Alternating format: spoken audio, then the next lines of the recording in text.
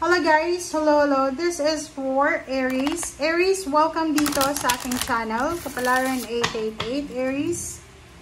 Alamin natin kung anong messages, vibration, gabay, energy para sa inyong lahat.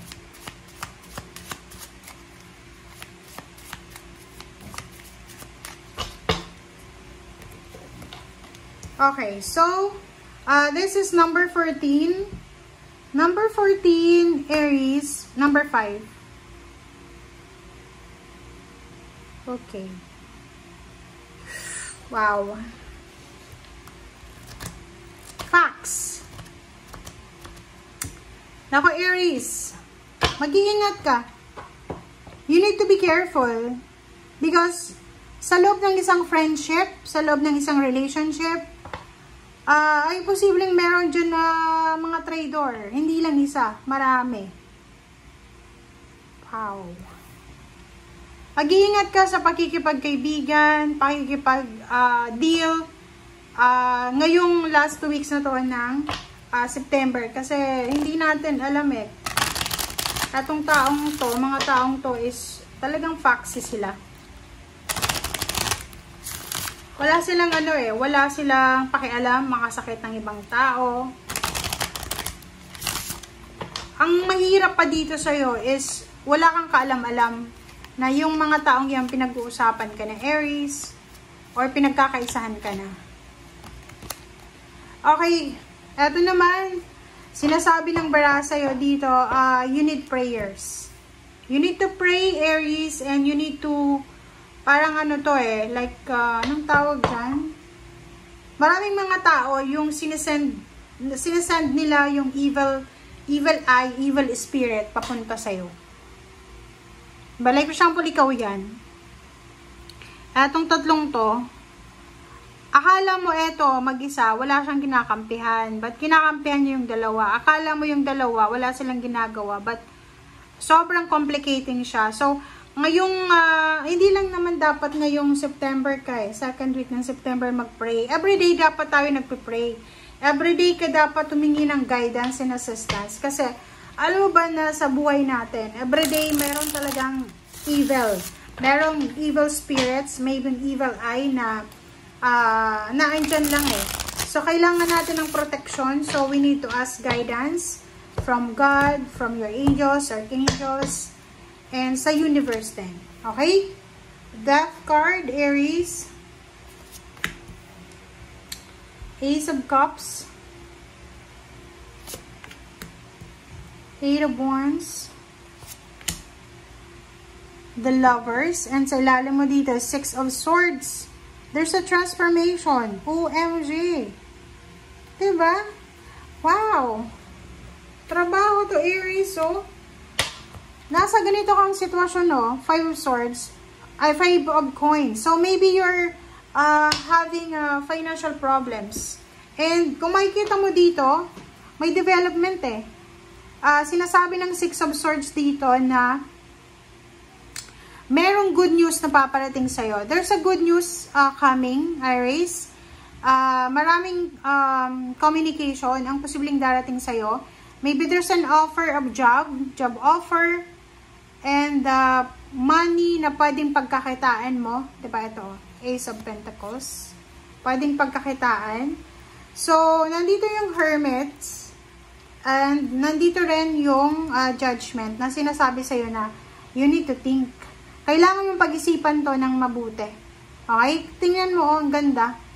Offer, financial offer, job offer, money, source of income. Maybe kailangan mong mag-travel, kailangan mag-relocate, kailangan mong umalis.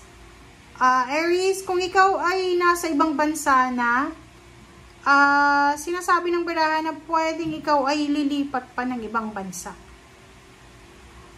Kung ikaw ay nasa Pilipinas, nakikita ko sa'yo dito na kung hindi ka kontento sa isang lugar, posibleng ikaw ay magta-travel kasama ang buong pamilya mo. So, please comment down below.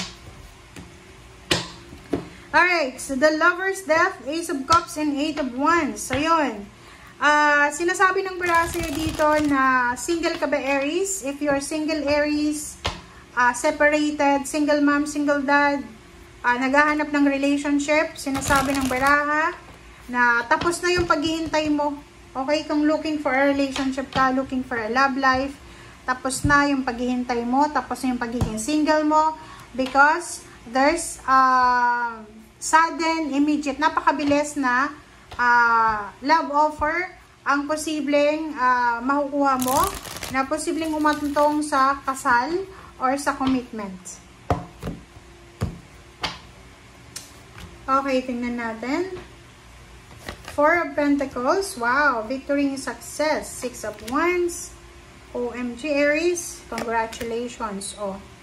Ito naman yung future mo. Okay?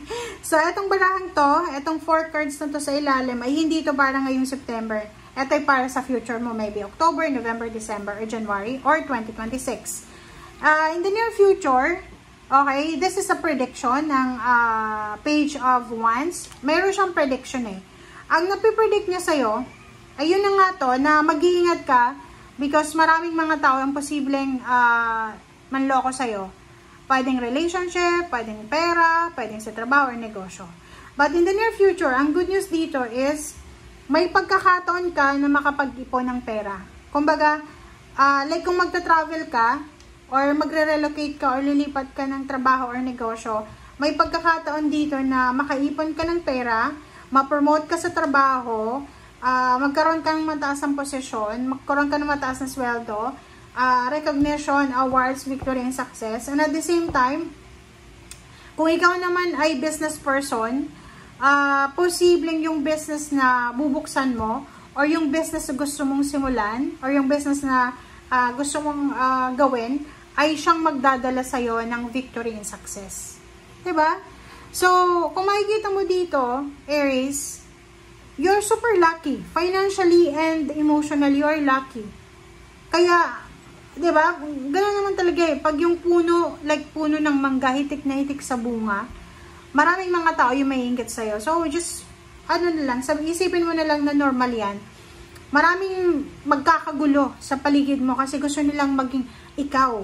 Okay, like dito, gusto nilang makaipon ng pera, gusto nilang ma-promote, gusto nilang magkaroon ng masayang pamilya, ng love life, gusto nilang magkaroon ng negosyo. And you're super lucky because in the near future, sa future pa to guys near future, sinasabi ng baraha sa'yo dito na yung mga nangyari sa'yo sa past, yung lesson na ng mga nangyari sa iyo sa past ay posibleng ma-apply mo na siya sa future.